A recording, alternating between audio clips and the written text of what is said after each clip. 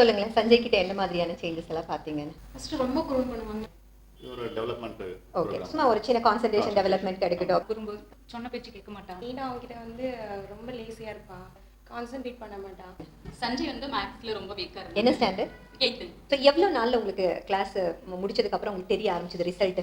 ஒரு 1 மந்த் கிட்ட வரும்போதே கொஞ்சம் ரிசல்ட் தெரியும். என்னென்ன ரிசல்ட் பார்த்தீங்க? இப்போ கான்சென்ட்ரேஷன் நல்லா படிக்கிறதுக்கு உட்காந்துக்கிறாளா? உட்காந்துக்கிறான். இப்போ படிக்கிறது வந்து முன்னாடி 15 மினிட்ஸ் இருந்துச்சுன்னா இப்போ 5 மினிட்ஸ்ல படிக்க முடியும். அகாடமிக் சைடு வந்து நான் சொன்னேன் நல்ல குழந்தை. அதனால எனக்கு ஒரு பெரிய சேஞ்சஸ் தெரியாது. பட் என்னன்னா லைக் இன்னுமே சீக்கிரம் படிக்க ஆரம்பிச்சிட்டா. கான்சன்ட்ரேஷன் லெவல் அதிகமாக இருக்கு. ஃபர்ஸ்ட் மேக்ஸ்ல வந்து இம்ப்ரூவ் ஆனாங்க. முன்னாடி வந்து அவளுக்கு மேனேஜ் பண்ணிக்க முடியாது, டைம் மேனேஜ்மெண்ட் அவளுக்கு தெரியாது. ஸோ அந்த நீங்கள் சொல்ல வர்றது குறும்பு நல்லா கம்மியாயிருக்கு. ஸோ டைம் மேனேஜ்மெண்ட் ஒரு விஷயம் சொல்லிட்டீங்க, பெர்ஃபெக்டாக மேனேஜ் பண்ணிட்டோம். சில குழந்தைகளை வந்து நம்மளால கண்டுபிடிக்க தெரியாது. ஹைப்பர் ஆக்டிவ்க்கும் அந்த குறும்பு அது எல்லாமே பார்த்தீங்கன்னா மற்ற குழந்தைகளை அடிக்கிறது அந்த மாதிரி எல்லாமே வந்து அந்த கான்சன்ட்ரேஷன் ப்ராப்ளம் தான் நாங்கள் சொல்லுவோம். ஸோ டைம் கன்சம்ஷன் வந்து கம்மியாக இருக்கு.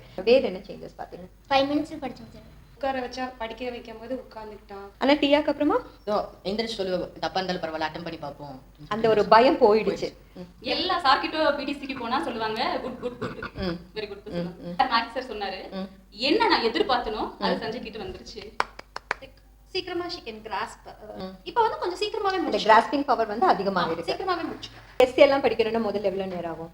ஒரு எஸ்ஏ படிக்கிறதுக்கு 1 மணி நேரம் பண்ணுவேன். 10 லைன்ஸ் இருக்கிற எஸ்ஏ படிக்கிறதுக்கு 1 hour பண்ணுவேன். இப்போ 2 மினிட்ஸ் தான். 2 மினிட்ஸா? ஸோ 1 hourலேருந்து 2 மினிட்ஸாக கம்மியாயிருக்கா? பயங்கரமா இருக்கு. நான் நிறைய வந்துங்க படிக்க சொல்றது இல்லைங்க. போர்டில் எழுதும்போதே நான் படிச்சுட்டு பார்ப்பேன். இதெல்லாம் ஒரு கவுன்சிலிங்னாலையோ அட்வைஸ்னாலையோ கண்டிப்பாக நடக்கவே நடக்காது. There is a methodology behind that. அந்த மெத்தடாலஜி மூலமாக ஹவு டு கான்சென்ட்ரேட் அப்படிங்கிறது குழந்தைகளுக்கு சொல்லிக் கொடுக்கும்போது ஆட்டோமேட்டிக்காக இந்த மாதிரியான விஷயங்கள்லாம் வருது.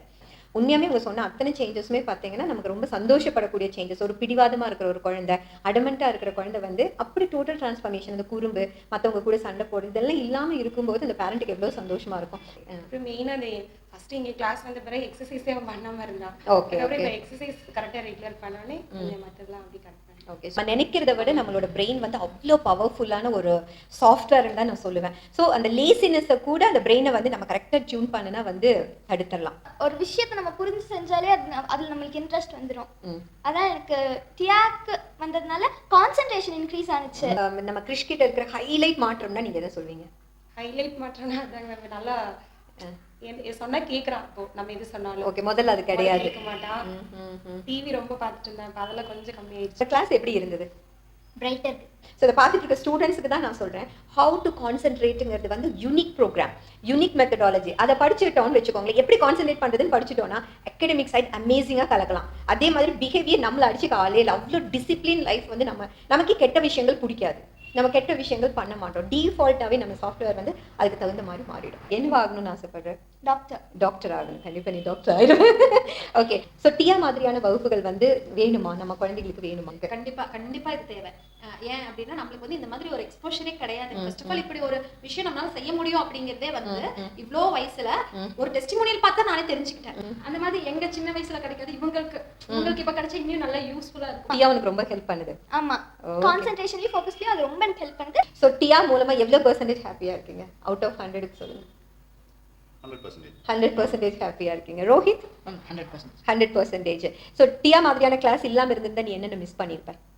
இப்போ சொன்ன எல்லாத்துக்குமே வந்து நான் அதே மாதிரி தான் இருந்தேன். முன்னாடி எப்படி இருந்திருந்தோம் அதே மாதிரி தான் இருந்திருக்கும். ஓகே, அந்த தயக்கம் இருந்திருக்கும், பயம் இருந்திருக்கும், ஸோ வந்து டைம் நிறைய எடுத்து படிக்க வேண்டியது இருந்திருக்கும். ஸோ அதெல்லாம் லைஃப் லாங் கூட இருந்திருக்கும் இல்லையா? ஸோ அதுலேருந்து ஒரு ரிகவரி வந்து டியானால தான் ஆச்சு இல்லையா? ஸோ ஹாப்பியாக இருக்கேன் டியானால.